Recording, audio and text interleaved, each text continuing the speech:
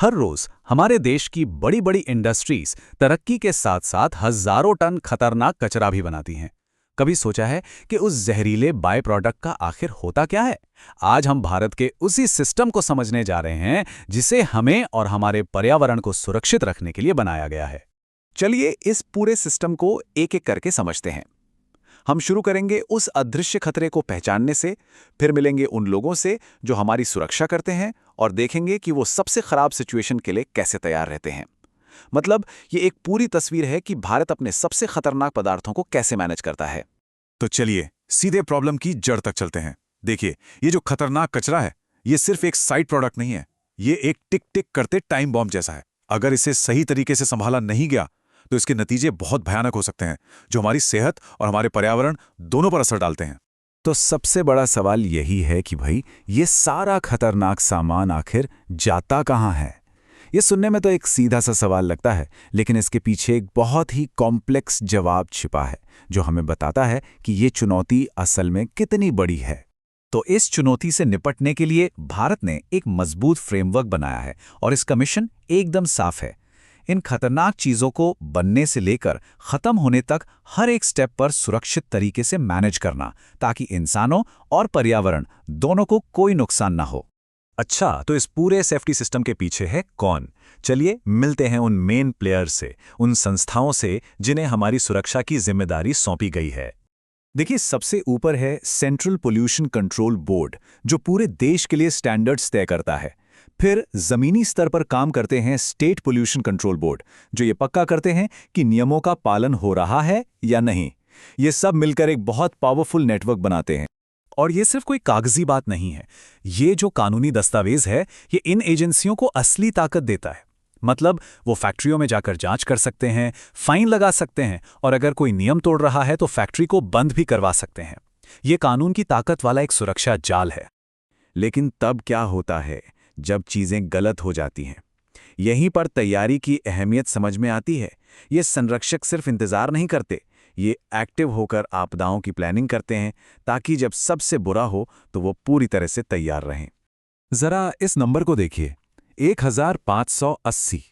ये उन फैक्ट्रियों की संख्या है जिन्हें मेजर एक्सीडेंट हैजार्ड यूनिट्स के तौर पर पहचाना गया है।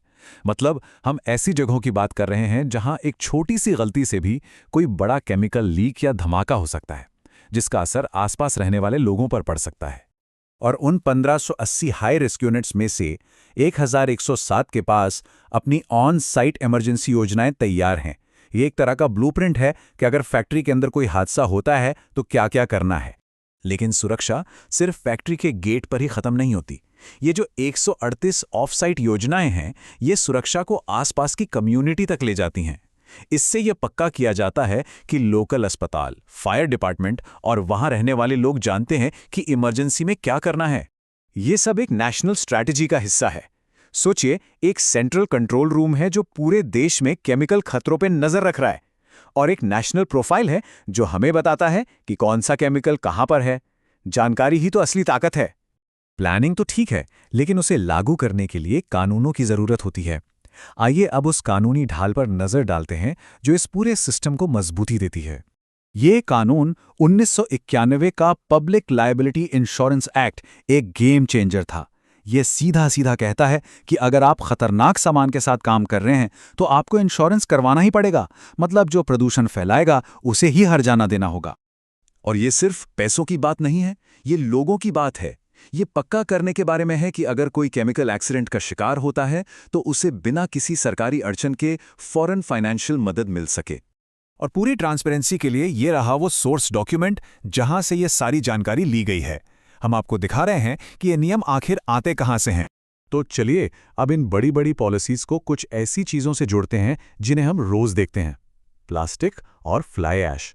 देखते हैं कि नियम इन रोजमर्रा की चीजों पर कैसे लागू होते हैं। यहां पर हमें दो अलग अलग अप्रोच देखने को मिलते हैं। फ्लाई ऐश के लिए नियम इसके दोबारा इस्तेमाल पर जोर देते हैं, एक तरह से कचरे को एक काम की चीज में बदल देते हैं। वही प्लास्टिक के लिए सीधा सीधा बैन है। दो अलग अलग प्रॉब्लम, दो अलग अलग सोल्यूशन। और एक बार फिर ये रहा वो ऑफिशियल डॉक्यूमेंट जो इन नियमों के बारे में बताता है। सब कुछ लिखा हुआ है एकदम साफ और स्पष्ट। ये वो खास कानून हैं जो इन चीजों को कंट्रोल करते हैं। म्यूनिसिपल सॉलिड वेस्ट रूल्स हमारे शहरों को साफ रखने के लिए हैं, जबकि फ्लाई ऐश वाले नियम ये पक्का करते हैं कि इंडस्ट्री से निकलने वाले बाय प्रोडक्ट्स का इस्तेमाल जिम्मेदारी से हो। तो इन सब बातों का निचोड़ क्या है?